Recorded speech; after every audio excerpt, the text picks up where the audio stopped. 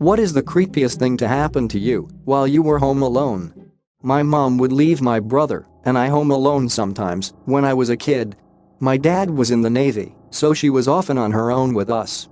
When I was about 10 and my brother was 7 or 8, she figured we were old enough for short durations alone. We knew not to answer the door, the phone, or to leave the house, and we always followed that. It was easy because we pretty much just played video games and watched TV. We also weren't on our own very long.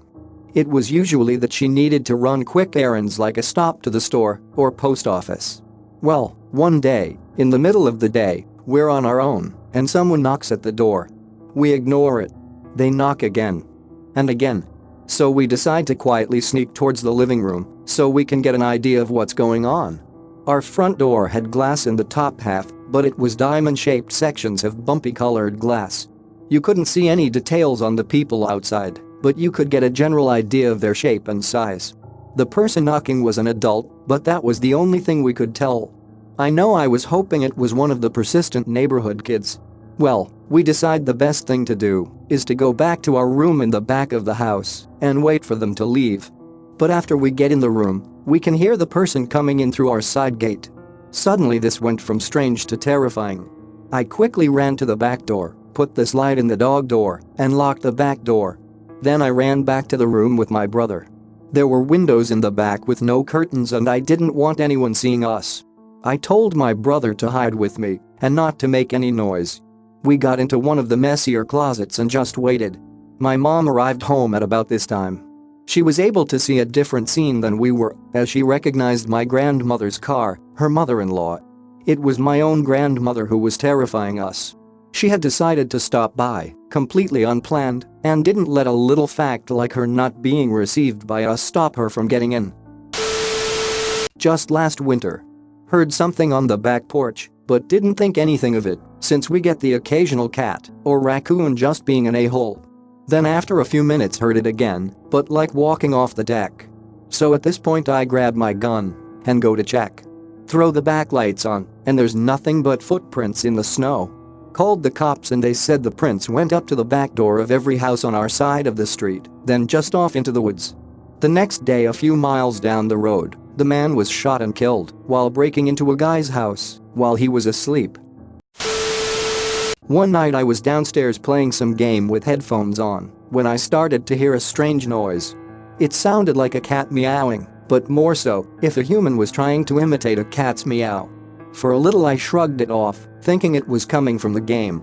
Eventually I turned to look at the front door to see my dog tilting her head and staring at it. I took the headphones off and realized the sound was coming from right outside my house. Once off, I was certain that it was a human imitating a meow. I sat still for what felt like ages just staring at the door and deciding if I should make a sound or just let it pass. To this day I have no idea what was out there. We live in an area mixed with normal people and a few potential meth dealers, so I'm very glad I never opened the door to check. My cousin, who's a few years older than me, was babysitting me when she was a teenager and I was maybe 8 or 9. We were making pasta and Italian bread and breadsticks for dinner. We only ended up making the breadsticks and not the Italian bread. That's important because both were purchased in those refrigerated Pillsbury bread tubes. So we are watching TV after cleaning up from dinner. It's maybe 9 to 10 p.m. Parents should be home soon, and we hear this loud bang come from the back of the house. We both freaked. I grabbed my softball bat, and she grabbed a knife from the kitchen. We called my parents, who then called the cops, because we really thought someone was in the house. We run outside freaking out and locked ourselves in the garage. The cops get there before my parents and scour the house before they let us back in. They didn't find anything and said we were clear to go back in. My parents come back in with us and start grilling us about what could have happened. They get to the kitchen and find the tube of bread we didn't use sitting on the counter spilled everywhere. Turns out when you don't put those back in the refrigerator, they pop open on their own when they get warm. That was the huge popping bang noise we heard. A tube of bread. I was about 13 or 14 at the time and was home alone watching TV while my parents were out with friends when at around 9 p.m. I get a call from some random number. I obviously answer, but when I say hello, It almost sounds like someone is faintly breathing on the other line. After saying hello a few more times, I hang up and think nothing of it. Well, about an hour later, I decide to call that number back for whatever reason, and I get one of those "we're sorry, this number has been disconnected" spiels, and I shit you not, the second I hung up, that number was calling our house again. I immediately got the hell out of the house and went to the neighbors to hang out until my parents got back. Was on my computer working on some projects for class. Next thing I hear are fingernails running down the length of the wall towards my bedroom door. I get out of my chair, check the hall, and see nothing. I go sit back down at my desk and then hear heavy footsteps walking away from my door back down the hall. Get up again, see nothing. 15 minutes or so passes by and the house is quiet, hear the footsteps again, and then my door creaks open. I get up, run to the door, and there was nothing there again. By this time I panic and decide I need to leave for a bit. Nothing ever happened again after that. I used to babysit this little kid. He would have been just starting to walk when this happened, so still just a new person. He went to bed fine, fell asleep pretty fast, all was well. About 2 hours after he went to bed, I was playing computer games and just glancing at the video baby monitor the parents had set up. Of course, it was somewhat flickery and the image wasn't perfect, but it was helpful to make sure I knew he was okay. On this particular night, the camera glitched horribly and was very fuzzy for a few seconds. When it cleared up, the kid was gone. I was freaking out internally, but still wanting to make sure he was okay, made my way across the hall to his room. The door was open a crack, leading to a dark and empty room. No kid to be seen. So I nudge the door open and walk in, heart pounding. When something grabbed my leg, I pretty much died of fright. The little guy had gotten out of his crib and made it to the door, but got stuck holding himself up in the doorknob. When I walked past, he latched onto my leg. I was glad he was fine, but that was terrifying. This one time, I heard a really scary hissing noise from downstairs whilst I was playing on my PS4. I honestly thought it was a demon or something, so I got the baseball bat I keep under the bed and slowly went downstairs with my finger over the 999 call button. Long story short, my neighbor's ferret broke into my house and was playing tug of war with my cat using my favorite jumper. I was the only one in the house, and we have no pets, and decided to take a nap downstairs on the couch. All of a sudden, I hear what sounds like kid footsteps running around upstairs. I say kid footsteps because they weren't heavy sounding. I say hello, and it stops. It starts again, and I say hello, again, and it stops. It starts again, and I start walking towards the base of the stairs, and it completely stops as I take the first step. Never happened again. Got up in middle of the night for a drink. Passed my dad on the way to the kitchen, noticed he was walking towards the front door. I asked where he was going, but he didn't answer. He was like in a trance, it seemed. He walked past me, as if I was invisible, and out the door. I walked up to the door and looked out the peep window. He was sitting on our sidewalk that led to the driveway under a tree.